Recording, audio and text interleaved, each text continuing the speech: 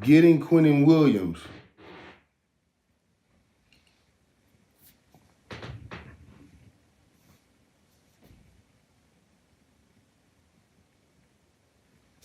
Getting Quinnen Williams. That was a good get. That was a good get. But I tell you how my mind, it works in flashes. The first thing I thought about, and I'm going to be real with you guys, because if you go back on Stephen A's show, we were talking about it. I was talking with some of the fans, and I told them, this is what it's like now. Just because I'm a fan now. And as a fan, I got to ride it out. And I didn't know you guys had to go through this until I retired and then learned that I had to ride it out. These peaks and valleys that you got to endure with no control over anything. And somebody asked, Michael, how do you handle that? I said, I'm like any other person. I get so mad. On Sunday, I divorce them. I'm done with this. I got to get my heart out of this. This is not healthy. It's not healthy. But by Wednesday night, right before the Thursday game, because they'll start telling you all the possibilities, this team I have is this team win, this team win, this team, you can get back in and hunt. So you divorce them Sunday night, I'm done. I can't do it no more. I'm out of here. Irreconcilable differences. And then by Wednesday night, Thursday morning, you back at the altar saying, I do. I do. We got another shot. I'm pulling again. That's what you live like. And here we go again.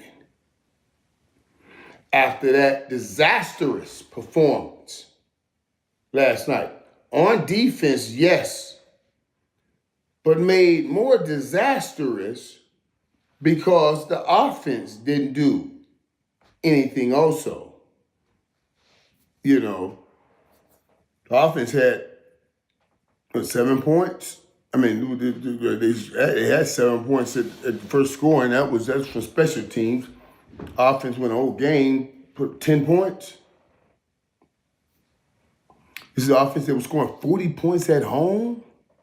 Oh my God! And you do that against an Arizona team. Yeah. So all things went bad Monday night. I told you guys that. And I said this was going to be a horrible week. And then today's news came down about Quinnen Williams and Logan Wilson. And I know Logan Wilson came from a defense that's about worse than Dallas defense. But that's okay. I'll take him. And Quinnen Williams, I gloat about him. That was a great move. I don't care what people say. This is a great move. Jerry can work things out with Quinnen Williams in his mind better than he can, and for the calorie set purposes with Michael Parsons. Quinnen Williams also is that inside force. Dude, don't play. Now, I love Michael, and there's very, very few people as talented as Michael. But of course, we had issues with the run. Quinnen Williams have been able to stop that. He's all pro inside. That's a tough thing because that's where all the meat smashed together inside.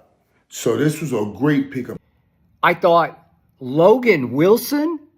Are you kidding me?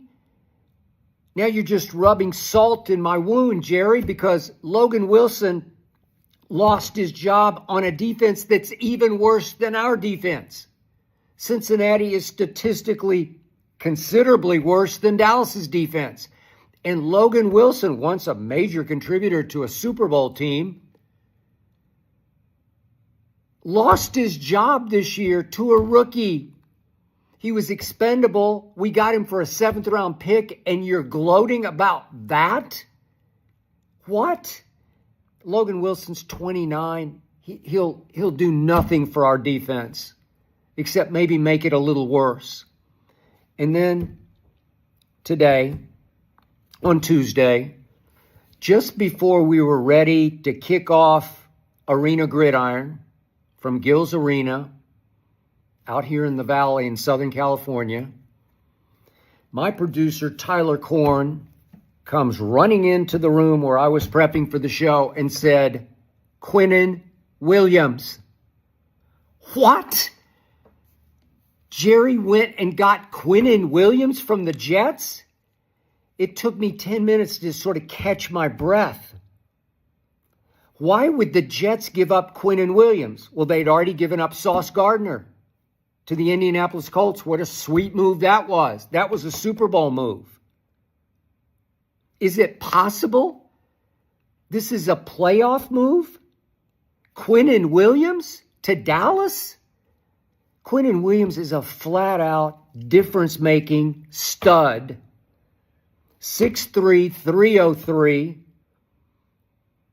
Only 27 years of age. Got 2 more years left on his deal, so it's not like he's one of those free agent rentals for the rest of this year, because that would be pretty stupid, because what's exactly left of this year?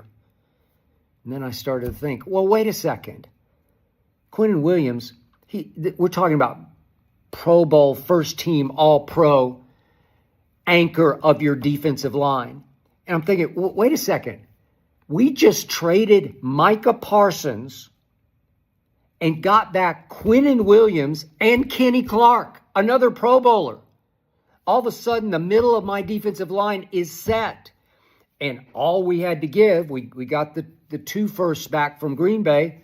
One of those picks, it could be Green Bay's, it could be Dallas's, whichever is better that year, is 27. It's the 27 first rounder to the Jets, along with a second rounder this coming draft in 26.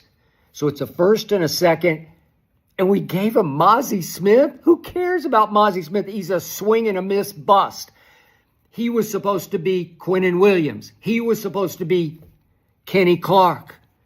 But he wasn't. We tried everything. We tried starting him. We tried to just blend him into the rotation. He's a swing and a miss. Athletic freak at Michigan. No intangibles. And the Jets wanted Mozzie Smith. Thank you. Take him off our hands. Take him off our cap. It's a beautiful. Quinnen Williams is the kind of player that can take you places, as in take you to an NFC championship game we haven't been to in 30 years. Yeah, he can take you there. Is our defense going to look different? Yes, it will. Will it play with more confidence in its talent and its scheme? You better believe it will. Quinnen Williams, it's a force. He's real. He's a legit superstar. I give Kenny Clark star, but I give Quinnen Williams anchor superstar. We got that from Micah. We got those 2. So we shored up. Remember, Micah can't stop the run. These 2 can really stop the run and rush the passer. Both of them can, from right up the gut. Both of them. Quinnen Williams has 40 sacks in his career. Alabama, difference maker. If Logan Wilson can pick up the scheme quickly, which I'm sure he can, high IQ, athletic, runs around. He's not as fast as Leighton Vander Esch was, but he stays healthier. And I think he packs more of a wallop. Leighton could just run, but not that physical of a football player, and then had neck injuries that very prematurely halted his career. And trade is going to make a difference. Come to find out, the trade was for Logan Wilson of the Cincinnati Bengals, linebacker Logan Wilson. That's who the Cowboys receive, and the Bengals receive a 2026 7th-round pick. That ain't going to cut the mustard. That ain't going to get it done. That's not going to make up for the loss of Micah Parsons. That's not going to propel the Dallas Cowboys defense to new heights. This team is not good. It's not good. And I thought that the offense, as prolific as it was, would ultimately make some noise last night and drop 40. And come to find out, their offense didn't show up at all. I mean, they scored 10 points last night. Remember, the Dallas Cowboys had a blocked punt, and ultimately that was returned for. That was sat on in the end zone, and it was a touchdown for the Dallas Cowboys. But they've got 4 straight losses to the Cardinals dating back to 2020. They lost 8 of their last 9 to the Arizona Cardinals. And this same Dallas Cowboy team that was averaging over 41 points per game at home this season fell to 0-5 this season when scoring fewer than 37 points. So if you don't score 37 points or more, if you're the Dallas Cowboys, you can't win a game. That's essentially what that statistic says. And there's no way around that. And so Marvin Harrison Jr., after his father called out their team and how, moribund their offense was, he goes out, 7 catches, 96 yards and a touchdown, caught 5 of his 6 targets for 61 yards and a touchdown. I'm looking at it and I'm like, I can't believe how bad it is. I can't believe how bad it is. The Dallas Cowboys right now, they're 11th seed in the NFC. The Eagles are ahead of them. Every single team in the NFC North is ahead of them, okay? Including the Chicago Bears, who also have beaten the Dallas Cowboys this year, okay? You've got Tampa in the NFC South. They're ahead of them. You got 3 teams in the NFC West. They're ahead of them. And actually 4 now because the Cardinals at 3-5 have already beaten the Cowboys, who are at 3-5-1. So basically all 4 teams in the NFC North and the NFC West are ahead of the Cowboys, plus the Eagles, plus the Tampa Bay Buccaneers, and that's why you got Dallas at 11th. This, it's over. It's over. You're not going to the playoffs.